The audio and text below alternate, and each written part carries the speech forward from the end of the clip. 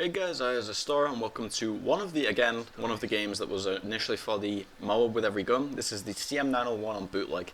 Now this gameplay is from quite a while ago, so I really don't know what happens. I think I break out the Alamo strategy again and kind of just sit up top and wait for them to come to me.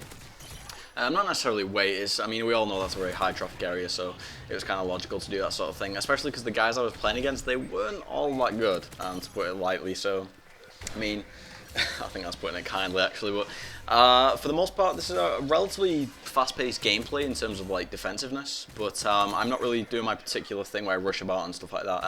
For you guys that say like I camp and stuff like that, like I don't actually camp, I never camp, and again it angers me so much to hear things like that. It's real, not because I find it insulting, it's just really dumb people actually use that. Personally I find that I don't know, Call of Duty, especially since like Call of Duty 2, maybe higher actually, people, especially the young generation, have seemed to impose these like limitations on themselves, and then they blame other people for it. For example, that like weapons are OP, or it's cheap, or it's imbalanced, or it's dishonorable to use certain things, and they come up with these really strange rules, like using Juggernauts cheap, in Call of Duty 4, which I really don't get, because I'll say it again.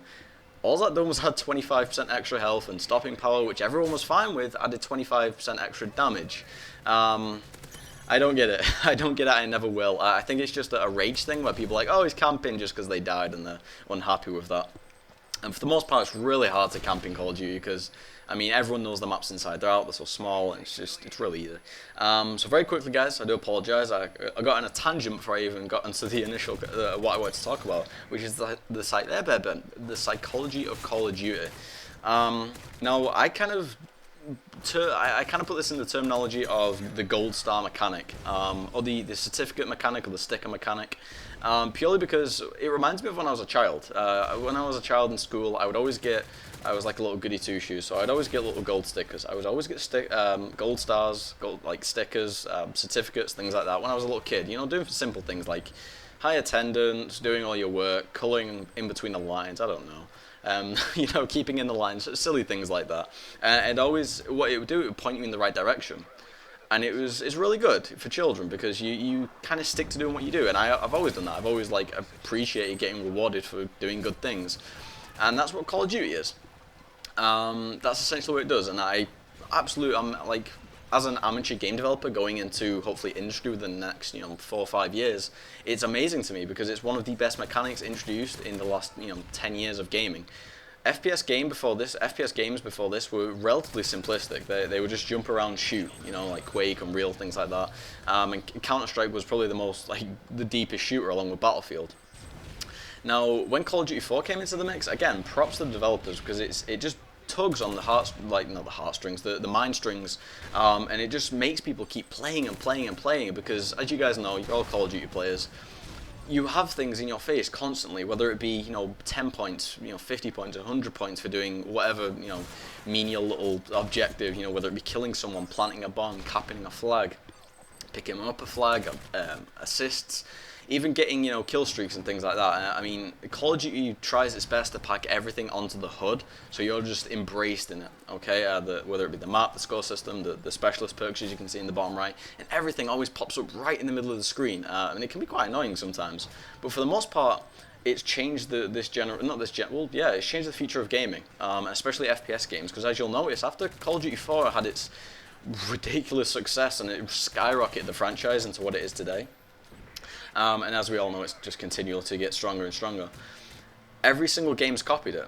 Not necessarily copied it, they've used the idea. They've used this foundation of, okay, progressive ranking is a smart idea. MMOs had it initially, and it really works. Let's put this in gaming. It works. Nexus had it. I was very surprised, actually, when Nexus had it, because it's an arena FPS, and naturally, arena FPS don't really have a ranking system. Quake, Doom, I was going to say Tomb Raider, Unreal Tournament, sorry.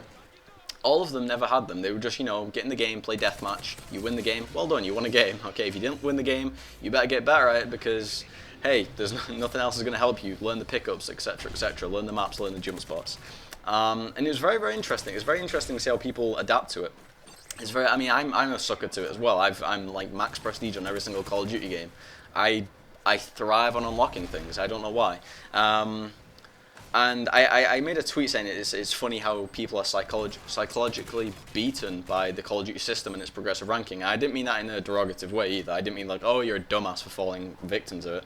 Because I do it too, and I think everyone does, and I think it's just really smart game development, to constantly give people rewards, to constantly feed them with this, instill them with this idea that, oh, you're doing well, you're doing something, even for the most menial of tasks, like picking up a flag, you know.